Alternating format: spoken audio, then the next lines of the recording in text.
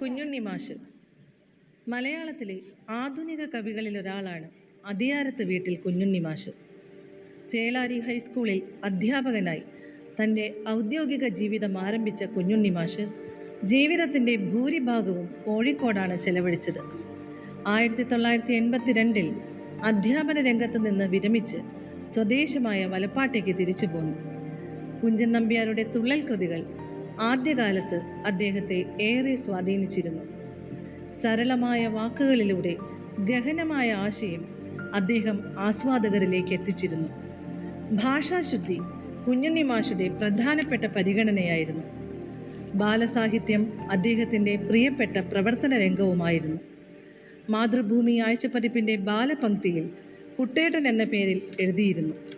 പഴമൊഴി പത്തായം, കുഞ്ഞുണ്ണിയുടെ കവിതകൾ, കുട്ടിപ്പെൻസിൽ, നമ്പൂതിരി ഫലിതങ്ങൾ, കുട്ടികൾ പാടുന്നു, ഉണ്ടനും ഉണ്ടിയും, കളിക്കോപ്പ് തുടങ്ങി അനവധി കവിതകളും എന്നിലൂടെ എന്ന ആത്മകഥയും അദ്ദേഹത്തിൻ്റെ രചനകളാണ്.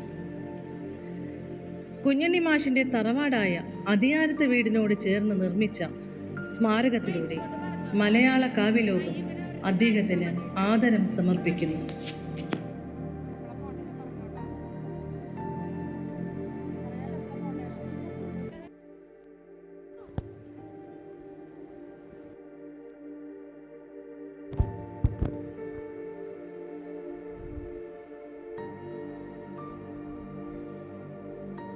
ഇനി കുഞ്ഞുണ്ണി മാഷിന്റെ കുറച്ച് കുട്ടിക്കവിതകൾ കേട്ടാലോ? അതിനായി 5ാം ക്ലാസ്സിലെ ഗൗരി രഞ്ജിത്തിനെ വേദിയിലേക്ക് ക്ഷണിക്കുന്നു.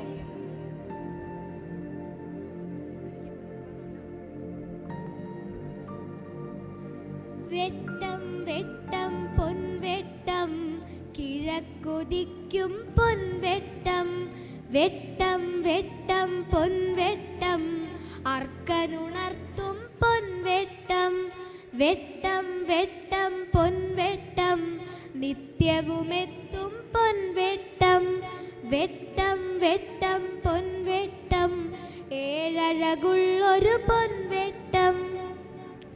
ഹായ് ടായ് മിഠായി തിന്നുമ്പോഴെന്തിഷ്ടായി, തിന്നു കഴിഞ്ഞാൽ കഷ്ടായി.